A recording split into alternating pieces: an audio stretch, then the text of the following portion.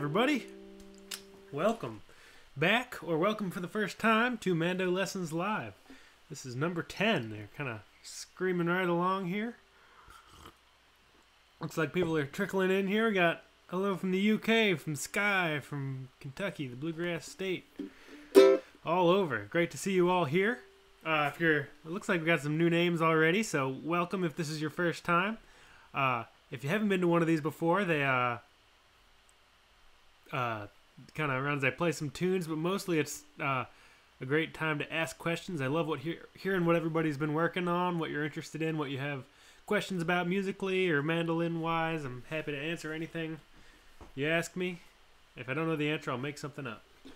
I'll take requests. I'm always happy to do that. I try to steer away from copyrighted stuff, and I can only play it if I know it, but I'll do my best, so nothing off the table. All right, Maine, Arkansas, Michigan.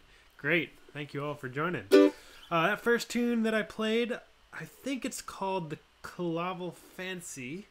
It's a nice Irish tune that I have been enjoying playing a lot lately. I don't think there's a lesson for it on my website, but I should add it to my list because it's a great tune. Gold Rush is a request. I don't know Gold Rush off the top of my head. I feel like a bad mandolin player for not knowing, or bluegrass mandolin player anyway, for not knowing it off the top of my head. I can play along with it when other people are playing it, but I don't have a version enough of my own to really make it happen. It looks like everything's working on my end in terms of audio and video, and I'm all synced up, I hope. But let me know if anything is acting up on your end. All right, good morning from London. Great. From wet London. Good morning from snowy Maine. We were supposed to get half an inch of snow last night, and it looks like it's more like 6 inches of heavy wet snow, so we'll see. I just get to sit inside and play the mandolin. I feel rather lucky. Request for Whiskey Before Breakfast. Yeah, happy to oblige. It's a great tune. There's a lesson on my website, but so the interesting thing, just as a quick aside about Whiskey Before Breakfast, that's one of the first tunes that I ever put up on my website, and actually yesterday was the 10th anniversary of the first video that I ever put up on this MandoLessons website. I put it up on, I guess it would have been February 9th, 2008. And yeah, so 10 years ago I started making lessons, and thank you all for joining in, whether it was a long time ago or just today for the first time. And Whiskey Before Breakfast is one of the first tunes that I put up, and I didn't really have a system down, so what I teach in the video wasn't quite like what I have the tabs for. But I'm making an updated version of Whiskey Before Breakfast. It's a little more standardized. The tabs actually match the video. It's no longer, it's now in high definition 4K rather than the first stuff I was putting up was in 240p, which is just really blurry and old, and I was 10 years younger than I am now. So that's coming out, I think, in a couple weeks. I don't remember exactly, but coming up soon. That updated Whiskey Before Breakfast will come out with tabs that match the video and play along tracks and all that sort of thing. If you don't know Whiskey Before Breakfast, I'll play it now. I'll play it somewhat like I do in my video, but I don't honestly remember how I taught it. So I'll do something here anyway.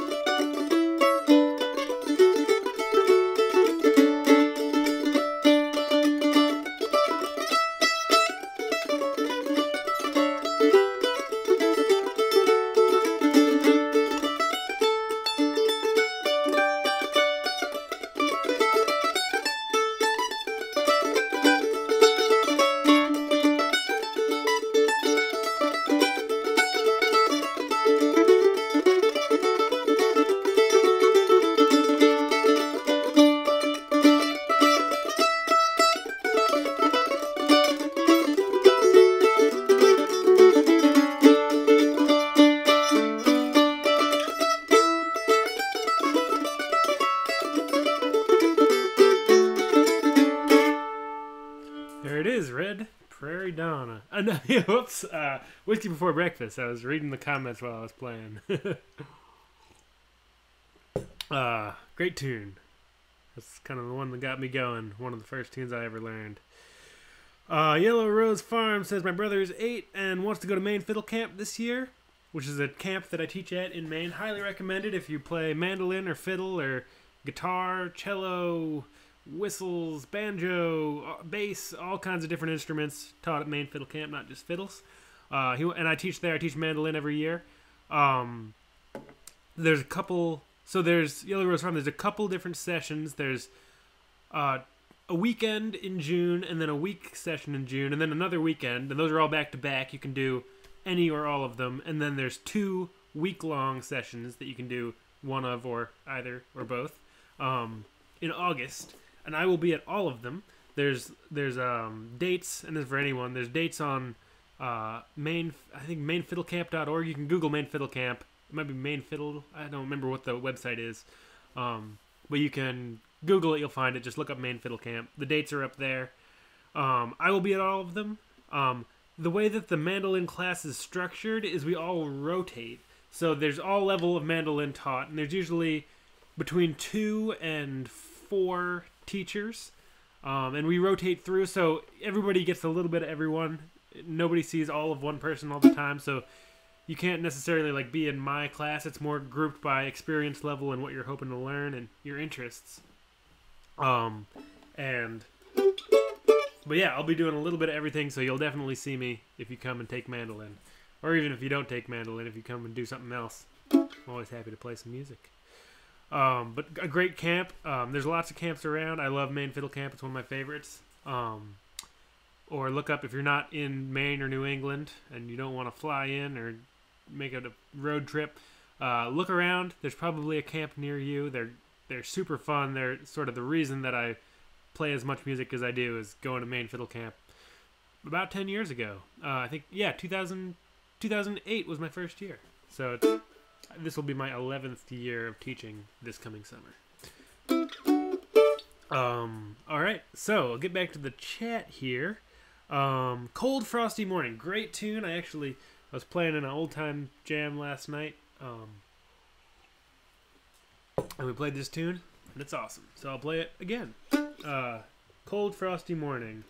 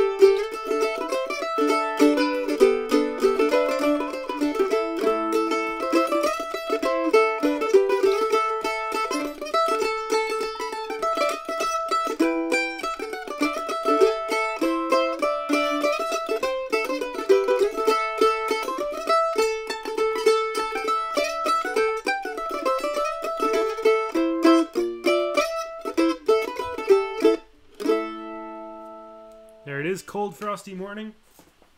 At least it's known as Cold Frosty Morning up here. I've also heard it's called just Frosty Morning, was maybe the original collection of that tune.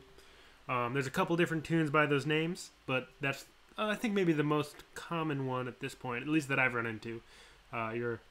Your familiarity may vary of what you know as that tune.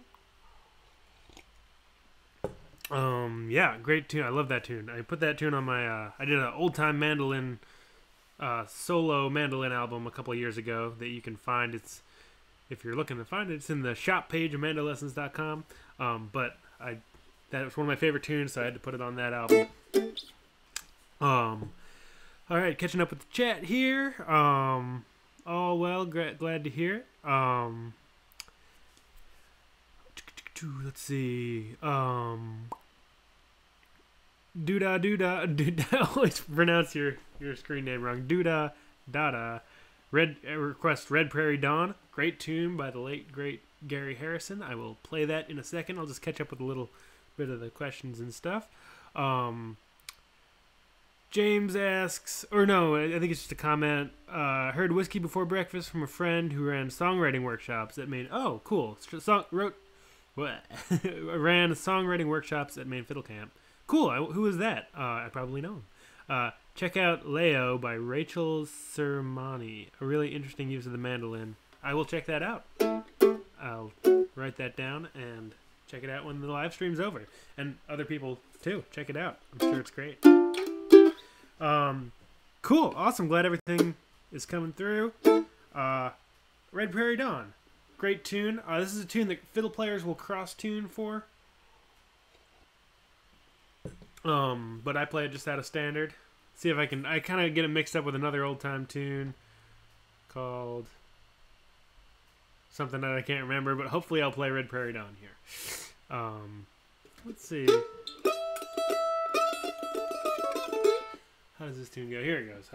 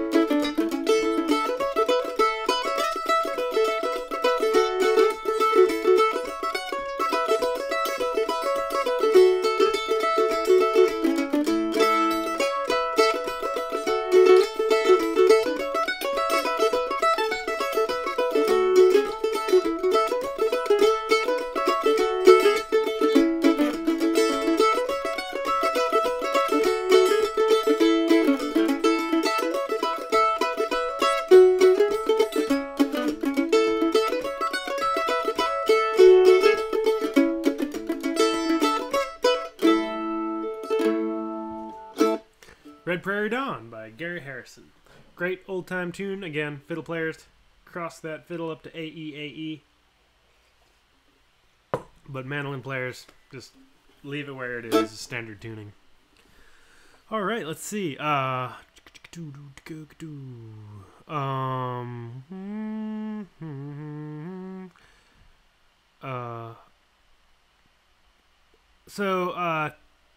Chili Archer, hope I'm saying your name right, says, I love Tam Lin, but it seems very staccato compared to others on YouTube. Was it too slow or just my fingering dash picking?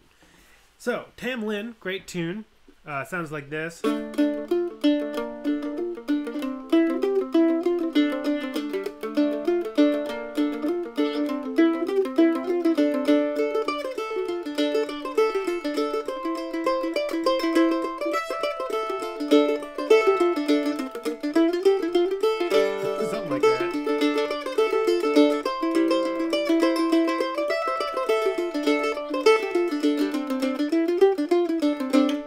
It's not quite all the right notes. It's a little out of my head at the moment. But yeah, that's a tricky tune. It's got a lot of notes. It's a kind of one long stream of eighth notes, and there's a lot of string crossing, and there's a lot of kind of like rocking back and forth, and there's just kind of a lot going on in the tune. So it's a really common tune to sort of end up having it come out a little staccato, and because there's so much going on, there's a lot of places for your right hand to get turned around. What I would recommend doing is just working on it super slow. You know, I like to set up metronome. You know, if I'm gonna practice this tune, which I could use to do. Let's see, you know, set it like maybe like here. So there's a little click for you.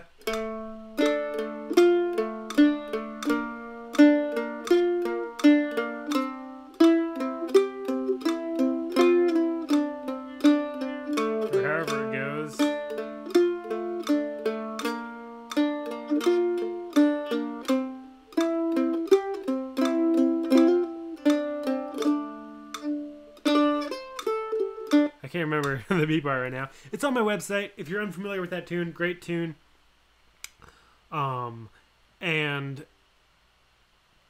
Yeah, so, you know, play through it really slow. Make sure you've got the right kind of pick direction going on. If you need help with that, there's lessons over in technique and fundamentals section of my website on how to get pick direction going in the right direction for reels. And then, yeah, you know, working on those all those kind of rocking string crossings.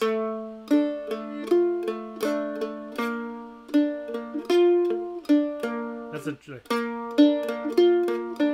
you know, work, especially with some of those, you know, getting that. Use, you know, maybe technically you should be using your middle finger. But I think, you know, use whatever finger you can really get that nice barred third fret on the G and D strings. Because that's really going to let that G third fret, that B flat on your G string, ring out better. And if that's going to ring out, that's going to sort of take away.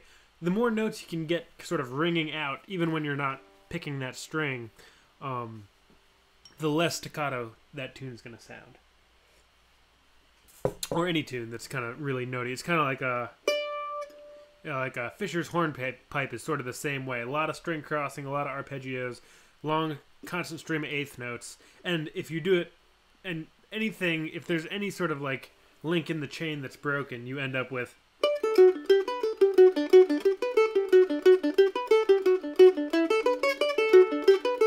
if you're like trying to rush it or your pick direction isn't quite where it should be, any of that stuff's really gonna staccato up the tune, and like leaving fingers down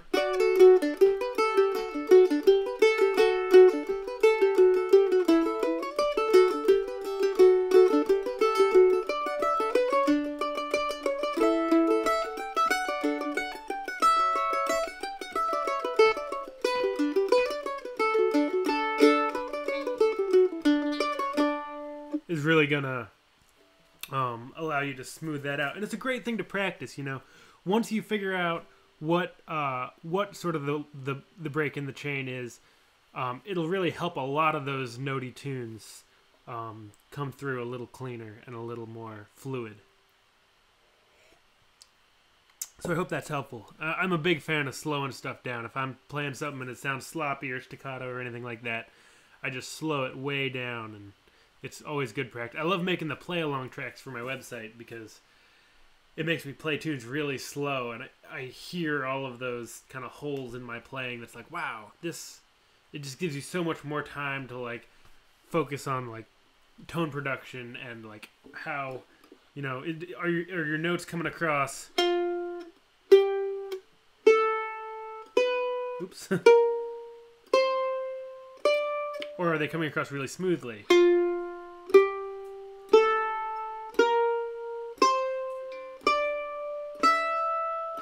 Versus staccato.